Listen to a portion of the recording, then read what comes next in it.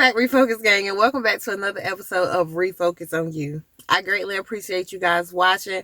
Please make sure that you are liking, sharing, and subscribing to the videos. Make sure that you are posting them on all social media platforms, sharing them with friends, family, everyone. I hope you guys had a great week. Have you ever wondered why you do something? You know, like those moments when you're like you have a reaction to something and you're like, I don't even know why I flipped out like that. Or I don't even know why I always act like this or why I always do this. This is just who I am. Like, I don't know where this originated from or why this triggers this certain emotion. As an adult, it's important to realize and understand the things that you were taught, inherited, and the things that you were conditioned to believe or to do, the walls that you put up, the reactions that you have to certain things, is all because of something that has transpired probably when you were a child. We develop certain characteristics and traits just based on the things that we may struggle with growing up or the type of family that we may have been in growing up, such as like poor money management. A lot of our parents were not taught to manage money. So living paycheck to paycheck has been a normal thing in our life. And if we don't want to learn, we won't learn anything different because this has been how we've always seen it be done. So sometimes we may feel like as long as I can pay my bills, I can make it to the next week, maybe put $100 to the side, I'm doing better than what my parents were doing. But what we fail to realize is that's better, but it's so much more.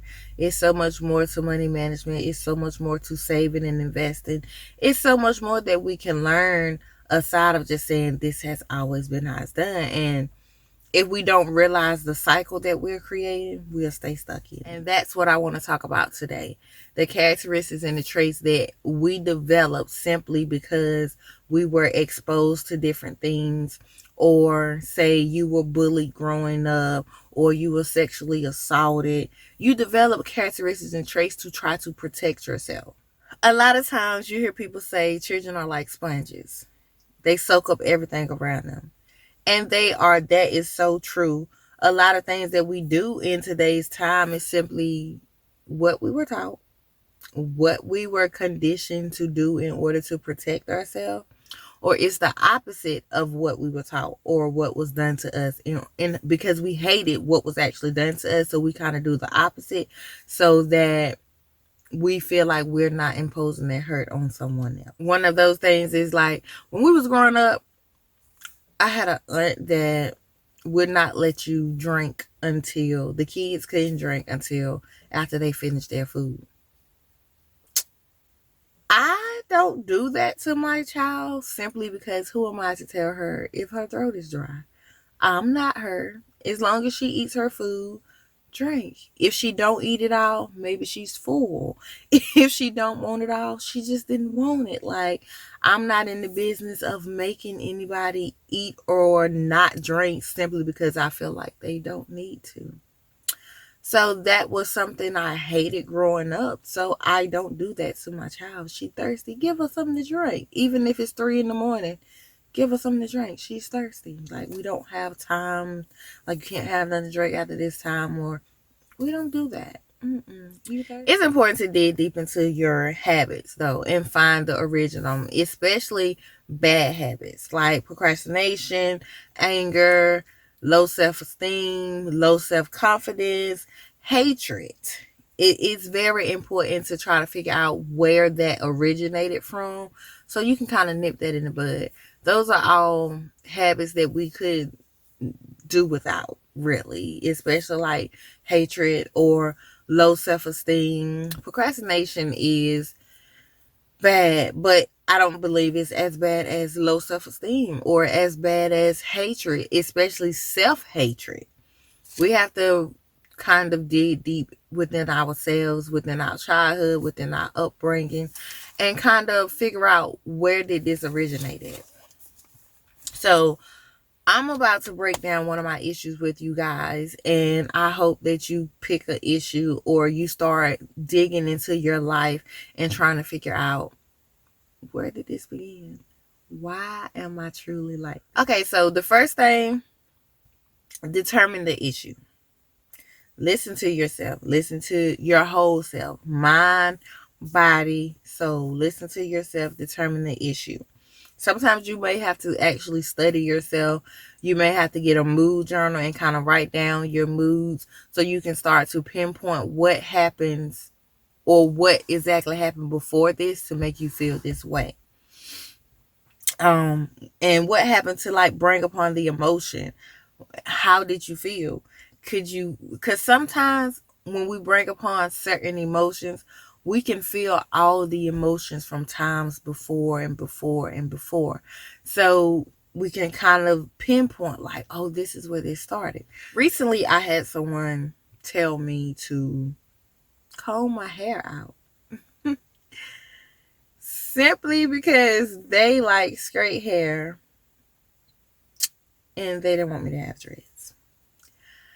And the old me, before I worked on myself, probably would have been like, okay, well, I can think about it. I might do it. I might adjust myself in order to fit into what you want me to be or whatever. But the new me was like, no, boy, bye.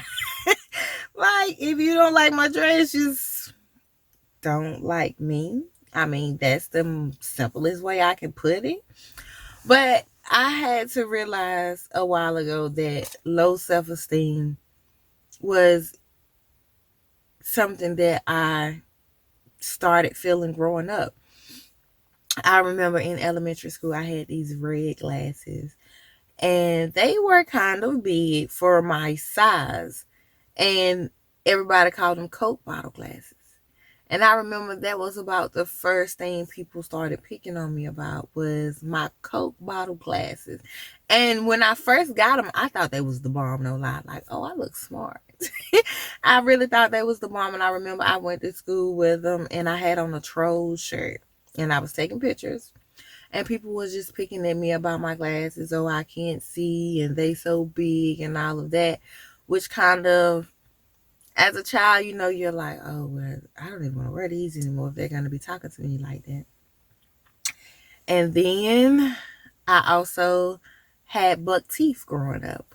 So I was picked at a lot about that, having buck teeth or overbite, whatever you want to call it. So I was bullied a lot in school. My name is very unique, my full name. Just everything. Like, they always found something to pick at me about. And then also growing up, I lost my father at an early age. When I lost my father, I started eating. When I started eating, I started gaining weight. As I began to gain weight, my family members began to pick and say I was fat. I need to lose weight. I need to stop eating. I need to get smaller, and nobody's gonna want a fat girl. And why I got a girl? Like, it was just crazy. So I developed low self-esteem. I thought I was ugly. Nobody in school really dealt with me. Like, I've never been a popular person. So I've always had, like, been bullied or picked on. And then to go home and also had to be, oh, you're not small enough and all of that. Like, it kind of turned me into a person where I felt like I was ugly and I was undesirable. And like, it was crazy how from kindergarten up until 18, 19, all of that followed me. All of it, like, I've always thought like, oh, you're not the best looking. You're not pretty. You're not beautiful like other girls and all of that. Like, I always felt like it was something wrong with me. I didn't like myself for a long time. Like, it was always, this could be better, or that could be better, or this could be better, or why am I this way? Why am I dark? Why, like, it was just very low self-esteem. I had my peak moments where I was like, oh, you're pretty. but I had to be looking a certain way. I had to be dolled up. It wasn't just sweatpants and shirt like you're pretty. Now, in today's time, sweatpants and shirts, shorty, I'm the bomb. Like, to me, I'm the bomb. Clothes on, clothes off, dressed up, dressed down. It don't matter. I'm good now. But for a long time, I didn't like myself. And I had to dig deep and figure out where that originated from. And it really originated from believing other people's opinions of me. So I felt all of those feelings, all of those sad feelings, all of those feelings of feeling unworthy, of not feeling good enough, feeling like I was ugly, simply because it was somebody else's opinion. Like, I didn't even get the chance to develop the opinion of who I was before somebody else's opinion overshadowed me. And that's when I realized that the things that your kids go through is shaping their lives. Like, it's so important to tell your child, you're beautiful. Because trust and believe, somebody in school is going to say you're ugly. And no matter how many times, no matter how many people say, well, you're pretty, if 3 people to 7 people say you're pretty and the 7 say you're ugly, most of the time the child is going to believe the bad. Like, it's so much easier to believe the negative. I did a video on that. But we have to make sure that we're conditioning our kids to actually love themselves before they even get to the point where they are being affected by somebody else in their opinion. I tell my daughter every day, like, you're so pretty, you're beautiful, you're smart, you're intelligent. Like, you're it, girl. You're it. Because by the time she go to school, I want her to be able to say, you just don't like me. Oh, well, my mama tell me I'm pretty every day, so I know I'm the bomb. We determined the issue. My issue was low self-esteem. 2, we determined my earliest memory. My earliest memory of what developed into low self-esteem was my Coke bottle glasses in elementary school. How did it make me feel? 3, I felt bad. Like, I felt not good enough. What pattern did I had to start noticing the pattern. The pattern was whenever somebody else disagreed with what I looked like or what I had on, how I dressed, how I did certain things, it affected me. Other people's opinions bothered me, which kind of started to shape my opinions of myself. It was not until I was about 24, 25 where I realized that y'all don't even really matter. I remember I did a picture, it's been a while, and it was like a mirror picture. And I said, the only thing that matters is the chick in the mirror.